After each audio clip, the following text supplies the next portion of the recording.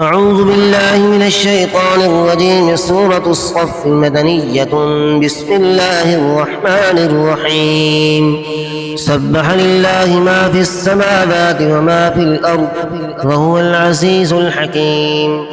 يا أيها الذين آمنوا لم تقولون ما لا تفعلون؟ كبر مقتا عند الله أن تقولوا ما لا تفعلون. إن الله يحب الذين يقاتلون في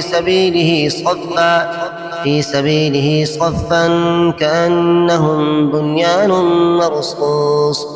وإذ قال موسى لقومه يا قوم لم تؤذونني وقد تعلمون أني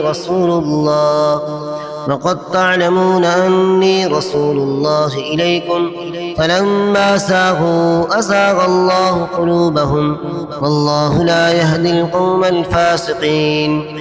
وإذ قال عيسى ابن مريم يا بني إسرائيل إني رسول الله إليكم مصدقا لما بين يدي من التوراة ومبشرا برسول يأتي من بعد اسمه أحمد.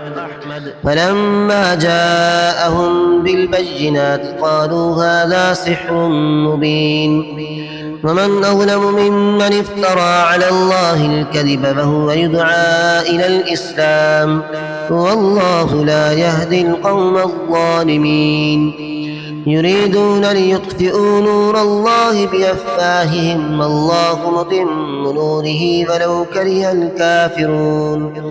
هو الذي أرسل رسوله بالهدى ودين الحق ليظهره على الدين كله ولو كره المشركون.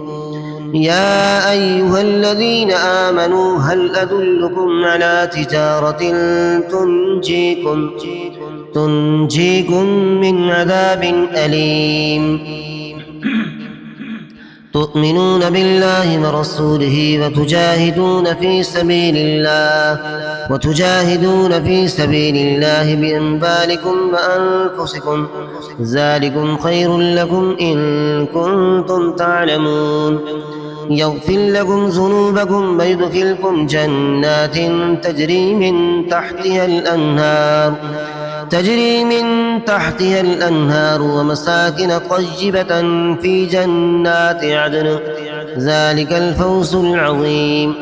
وأخرى تحبونها نصر من الله وفتح قريب وبشر المؤمنين. يا أيها الذين آمنوا كونوا أنصار الله كما قال عيسى بن مريم للحواريين من أنصاري إلى الله؟